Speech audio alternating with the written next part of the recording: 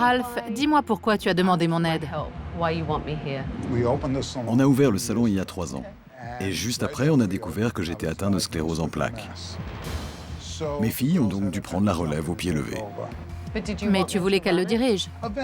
Oui, plus tard. Mais elles ont été obligées de le faire trop tôt.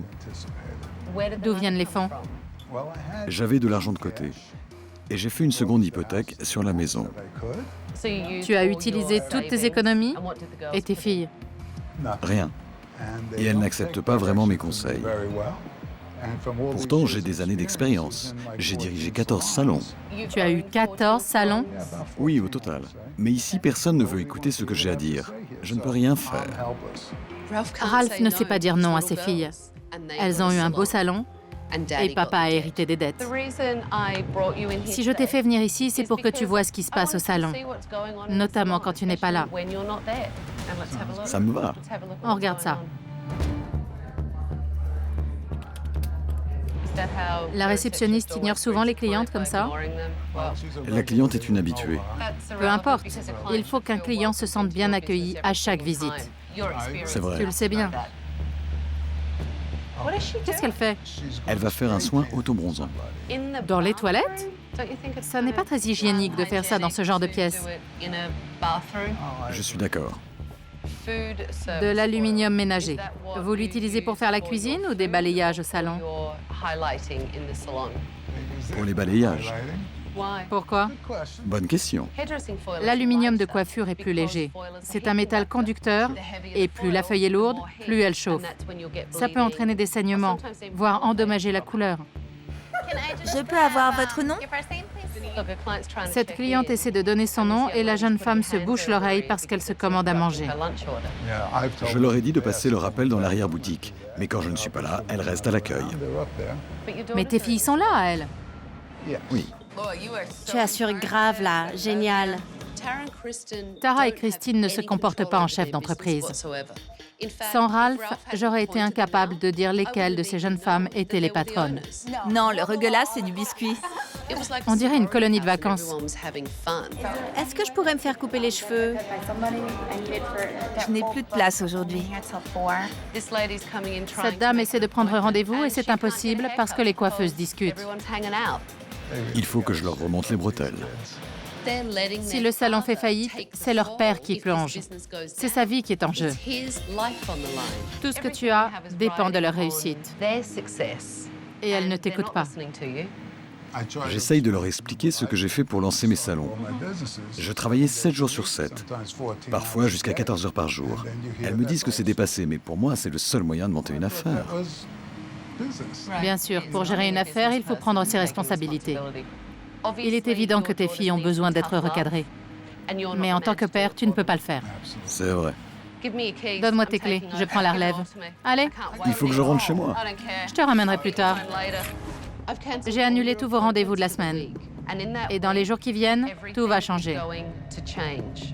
Vous allez devoir travailler selon mes règles. Et au final, certaines d'entre vous ne pourront peut-être pas garder leur emploi.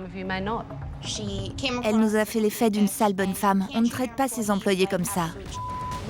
Ralph et moi, on vous a observé toute la journée. Et le service à la clientèle était affligeant. Vous avez toutes été pitoyables. Cet homme a mis sa vie en jeu dans ce salon. Et vous faites toutes comme si c'était une partie de plaisir. Mais c'est une entreprise. Ce n'est pas un lieu de détente pour se retrouver entre copines et comparer vos jolies petites fringues. Vous êtes là pour faire marcher une affaire et permettre à cet homme de prendre sa retraite. Il mérite de se faire bronzer à la plage et ça m'embêterait qu'une poignée d'adolescentes attardées l'empêche de le faire. Je ne sais pas pourquoi mon père a appelé Tabata. On se débrouille très bien et on n'a pas besoin qu'elle vienne nous dicter sa loi. C'est ici que vous faites les couleurs? C'est vraiment très réduit comme espace. Si on a 4 clientes à la fois... En fait, on n'utilise pas ces 2 chaises parce qu'on ne peut pas les tourner. C'est pas fonctionnel. Et ça, c'est quoi? Au départ, il devait y avoir des rideaux, un mur de pierre et des miroirs en forme de porte. Mais on n'a pas eu les moyens de le faire. Encore heureux.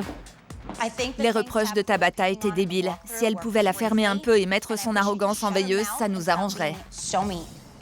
Si ce bureau reflète vos capacités d'organisation pour diriger ce salon, vous êtes vraiment mal barré. La poubelle déborde. Il y a des cochonneries par terre. Je vois des piles de papier partout. Le bureau ressemble à un dortoir en chantier.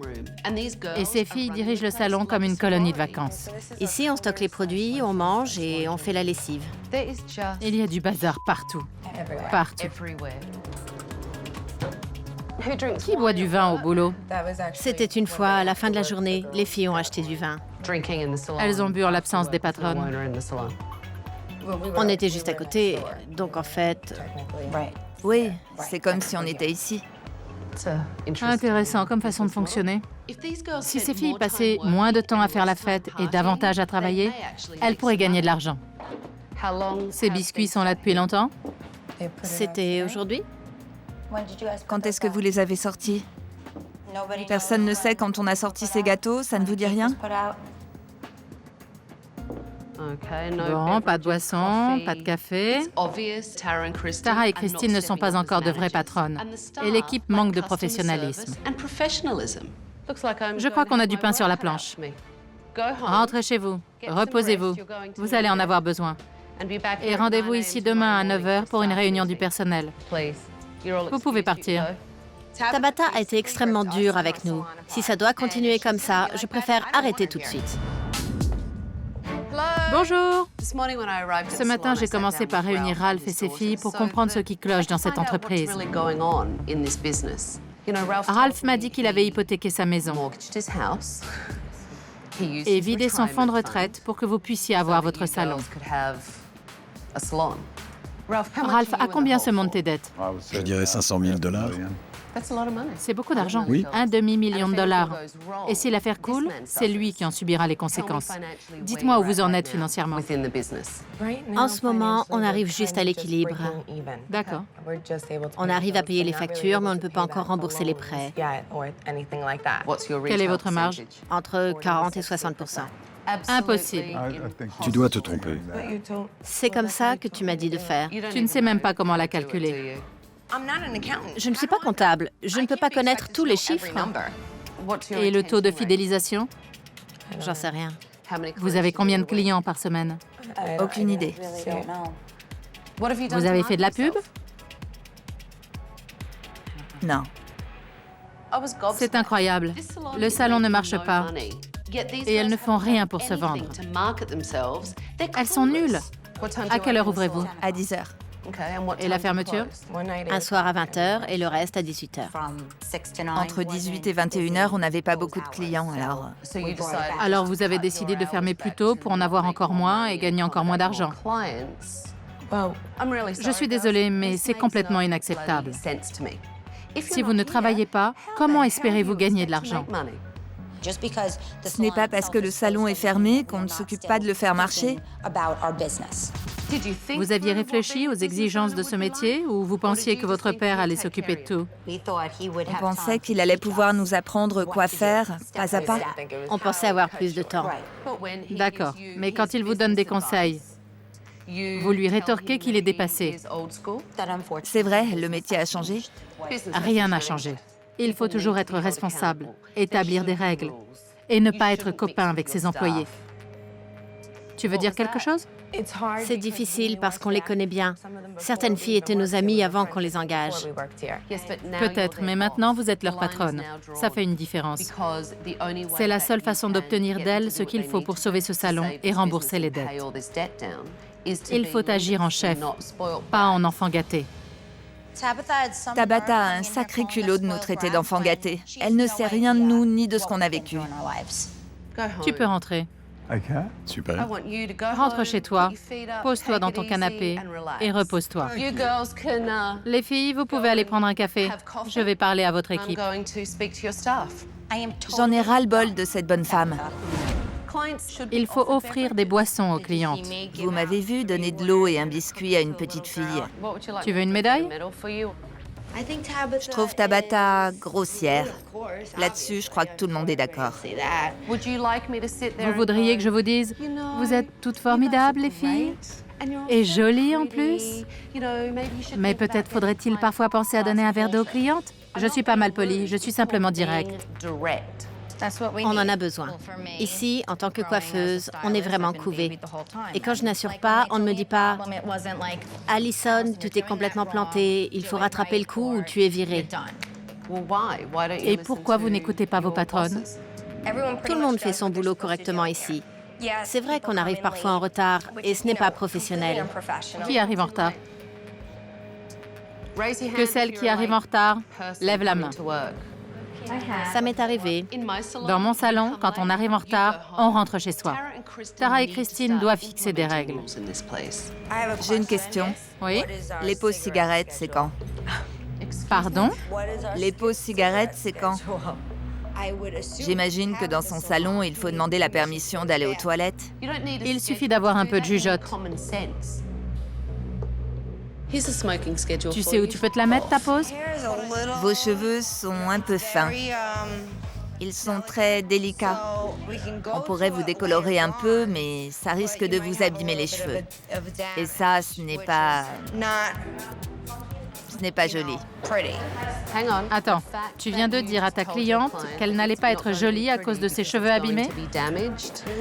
Ce n'est pas un bon départ. Je sais que tu es angoissée, mais essaie de te concentrer un peu. D'accord. C'est un monstre. Si tout le monde est si heureux ici, c'est justement parce qu'on ne travaille pas avec des monstres. Tu as fini de mettre les papillotes? Quand j'aurai fini, il faudra encore appliquer la couleur qu'elle a choisie. Je crois que je ne vais pas pouvoir tenir les 20 minutes. Je vais chercher un pinceau. Rapporte aussi un cerveau. Toute la couleur est du côté droit. Et il n'y a rien du côté gauche, à part cette mèche. Oui. En fait, je me suis dit que peut-être ce serait plus funky comme ça. Donc tu as fait exprès de ne colorer qu'un côté. Ouais. Tu inventes au fur et à mesure, non? Non. Elle a une raie au milieu. Non, ce n'était pas le but. Tu lui as fait une raie au milieu? Non. Lauren s'est trouvé des tonnes d'excuses quand j'ai critiqué son travail. Mais dans ce cas-là, on ne peut pas nier l'évidence. Elle a gâché la coupe. Il te reste des points à revoir. En premier lieu, la communication. Il faut communiquer avec ta cliente, mais aussi avec la personne qui fait la coupe. Les conseils que tu as donnés à la cliente étaient minables. Et tu n'as pas du tout communiqué avec la coiffeuse.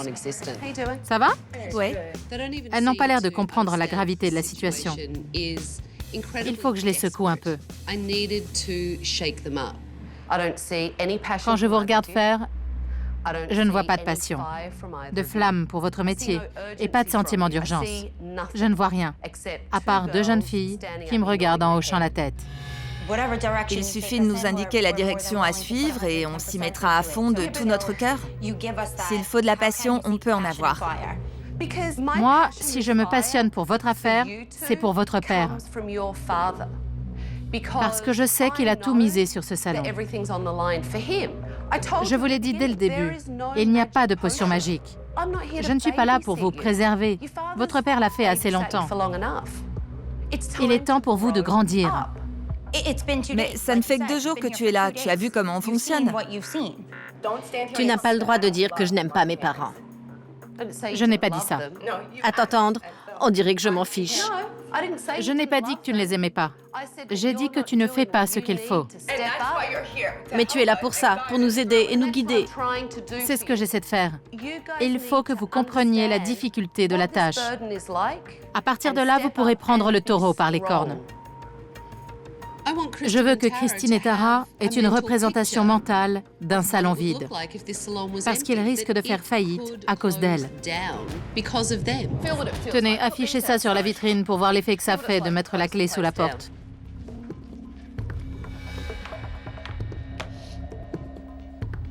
Pas question de faire ça. Il le faut pour voir l'effet que ça fait et vous donner l'envie de révolutionner cet endroit. Chaque fois que vous penserez être fatigué, chaque fois que vous hésiterez à secouer l'une de vos amies, chaque fois que vous ne voudrez plus prendre de clientes, cette image vous rappellera ce que vous risquez et vous prendrez sur vous pour tenir le coup. Tant que vous ne faites pas cet effort, vous n'avancerez pas. Ça, il n'en est pas question. Va les afficher pour voir ce que ça fait et rappelle-toi de ce sentiment chaque fois que tu feras face à une difficulté. Allez! Il faut qu'elles affrontent leur peur pour commencer à développer leur entreprise.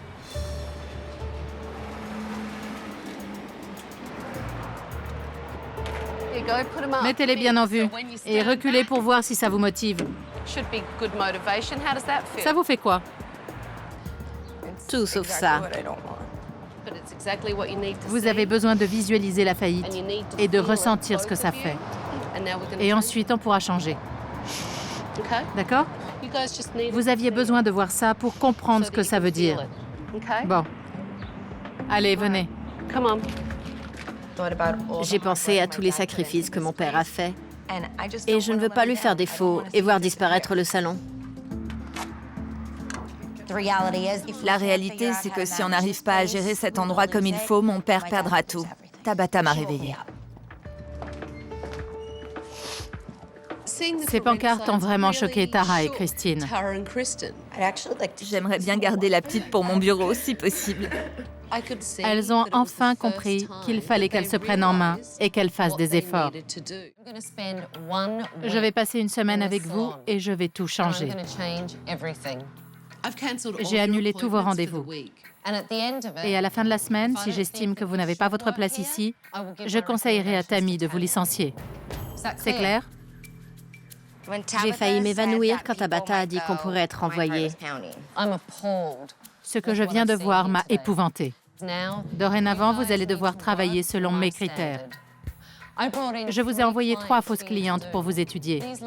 Ces charmantes jeunes femmes sont ici à ma demande. Et je ne vous dis pas à quel point je suis dégoûtée. Tu mâches un chewing-gum? Non, crache-le. Allez. C'est dégoûtant devant les clients. Et je crois que toi aussi. Non. Tu en avais en bas, tu l'as acheté? Oui. Ça ne se fait pas devant les clients. Personne d'autre? Non? Plus de chewing-gum dans le salon. Le chewing-gum, c'est fini pour moi.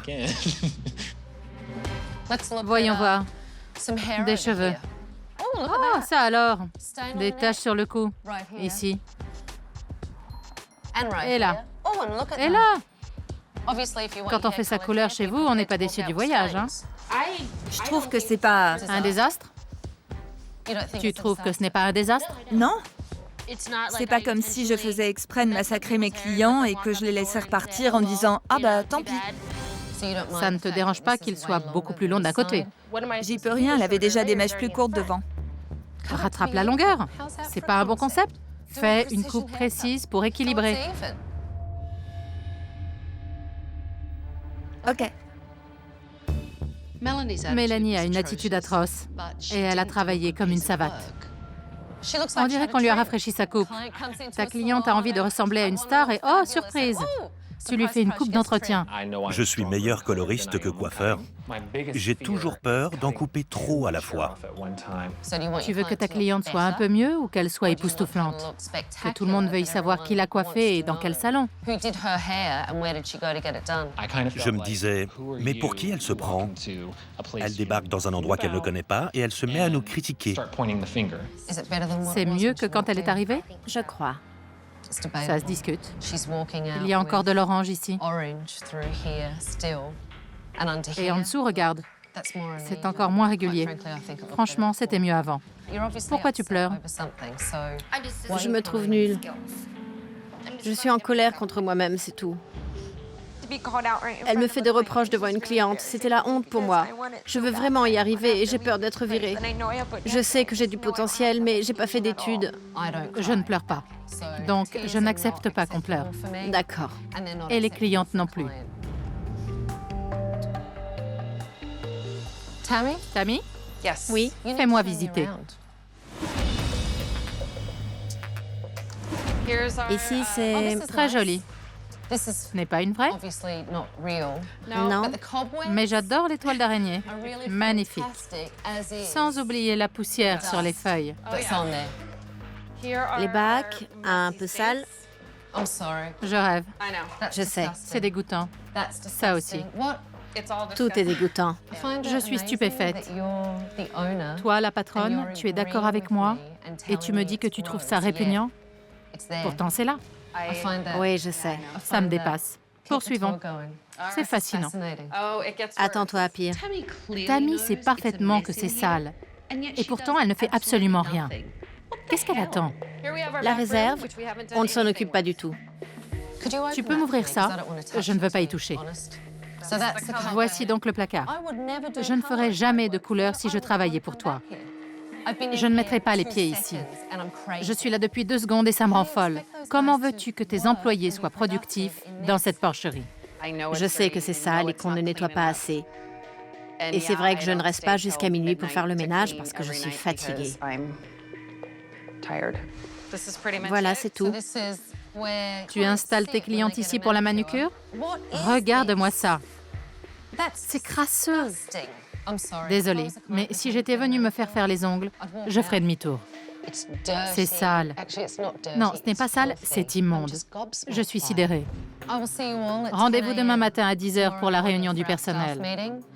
Il va y avoir du changement. Je serai franche avec vous et ça ne vous plaira pas forcément. À demain matin. C'est une catastrophe, ce salon. Si personne ne le prend en main, je ne pourrai pas faire grand-chose pour les aider. Tu as combien de clients, de mémoire? De mémoire, je ne sais pas. Combien de nouveaux clients par semaine? Franchement, je ne sais pas. Combien te rapporte la section manucure? Pas beaucoup. On marche sur la tête. Elle possède ce salon et elle n'a aucune notion de rien. Est-ce que tu gagnes assez pour vivre? Non. Mon petit ami m'entretient, il paye tout. Et que se passe-t-il quand tu fais une mauvaise semaine? J'emprunte de l'argent. À qui? Ma mère. Je sais, je déteste demander, mais... Tu empruntes de l'argent à ta mère? Oui. Combien empruntes-tu à ta mère? Environ 1 500 $ par mois. Je dois de l'argent à beaucoup de monde et le salon engloutit tout. J'ai emprunté à tous mes proches. Je vais être obligée de me réfugier à l'étranger pour leur échapper. Mais pourquoi as-tu décidé d'acheter un salon de coiffure? Ça t'est venu comme ça, un matin, en te levant? Au départ, je voulais un spa. J'avais aidé les propriétaires d'un spa, je faisais tout leur marketing. En cherchant, je suis tombée sur ce local qui avait beaucoup de potentiel. Je me suis dit que si la coiffure ne marchait pas, je le transformerais en spa. Et comment marche la coiffure, à ton avis? Parce que moi, j'ai l'impression que ce n'est pas un franc succès. Je croyais qu'ils pourraient se débrouiller tout seuls. Ce sont des coiffeurs, des professionnels. Moi, je suis mère de famille. Elle plaisante. Quand on gère une entreprise prospère, on contrôle tout, depuis les tarifs jusqu'au personnel. Je veux réussir. Bien sûr, c'est mon plus cher désir. J'aimerais bien sentir un peu de passion chez toi. C'est ma fête. Tu me tues. Tu as raison. Tu restes là à te lamenter. Ça va mal, je peux pas acheter à manger. Oh là là, je peux pas faire le plein. Je vais emprunter de l'argent à ma mère. C'est vrai que c'est mal. Ma solution, c'est de venir ici tous les jours, de travailler, d'essayer de redresser la situation. C'est ce que je sais faire et c'est ce que je fais. Alors, tu es une mauvaise femme d'affaires, vu ce que tu viens de dire. Oui, peut-être. Es-tu une mauvaise femme d'affaires? C'est possible? Non, réponds clairement. Probablement. Tu as beaucoup de mal à t'engager, n'est-ce pas? Oui,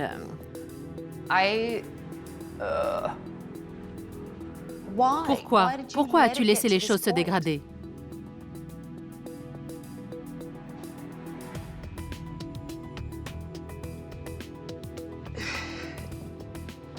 Tammy, je sais.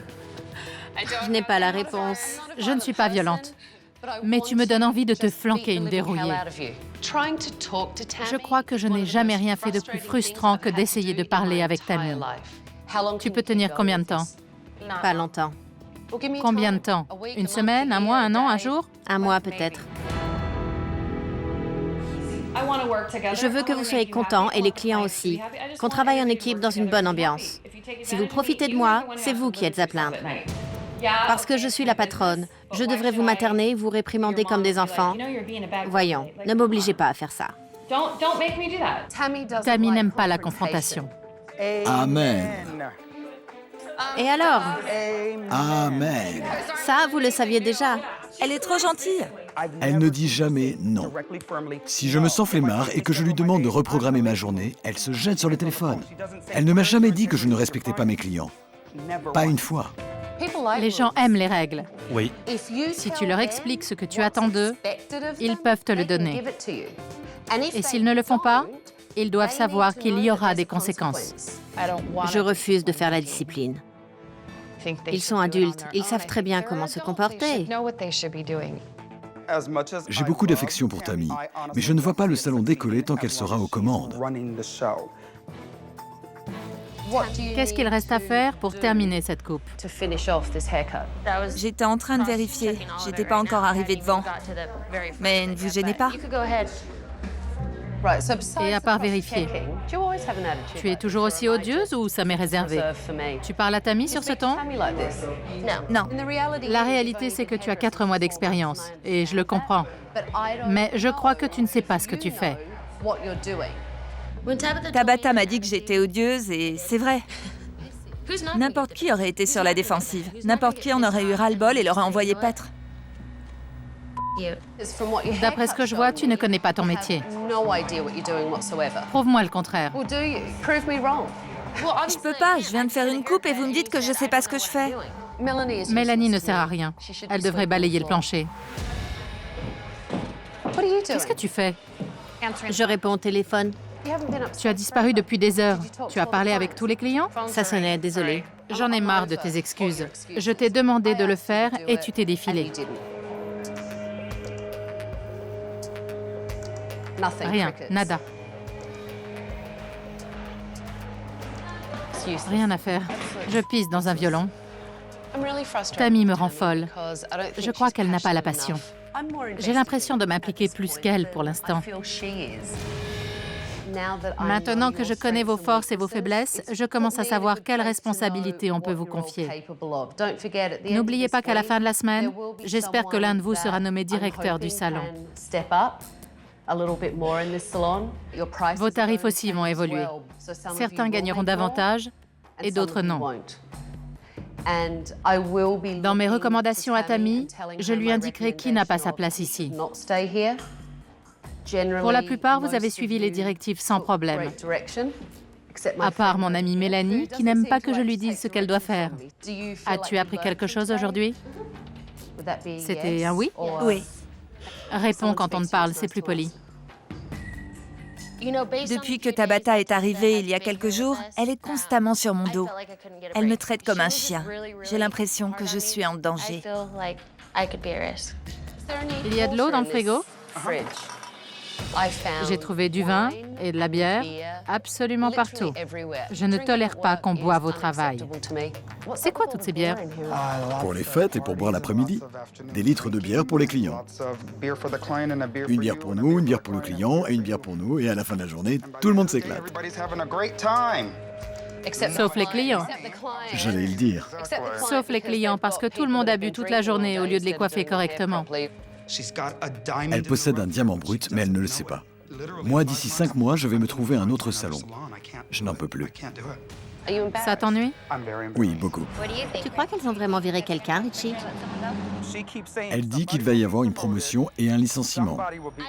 Je me demande qui va partir. Moi, je vous aime. Tu angoisses? Je sais pas. Si c'est Tammy qui décide, non. Mais si c'est Tabata, je suis quitte. C'est elle qui a le contrôle. Je sais. C'est pour ça que je dis au secours. J'espère que toute l'équipe va rester. Moi aussi. Cool. Allez. Allez, on y va. Fin de la pause. C'est peut-être la dernière. Ouais, c'est vrai. Mélanie. à sa place, je mettrais Mélanie dehors.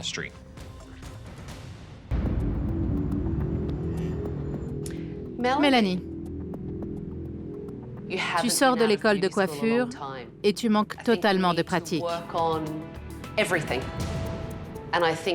Tu as besoin d'expérience. Et tu m'as rendu la tâche extrêmement difficile parce que tu crois tout savoir. Malheureusement, ce n'est pas le cas. J'ai une décision très difficile à prendre parce que j'avais déjà fait mon choix. C'était soit la porte, soit le bac à shampoing. Mais aujourd'hui, j'ai vu quelque chose en toi qui m'a fait réviser mon jugement. Tu t'es montrée beaucoup plus ouverte, plus mûre, plus sympathique. Tu serais parfaite comme coiffeuse assistante. Si Tabata veut que je sois assistante, ça me va très bien. Je sais que j'ai beaucoup à apprendre et je suis prête à m'y mettre. Je m'inquiétais pas trop entre nous.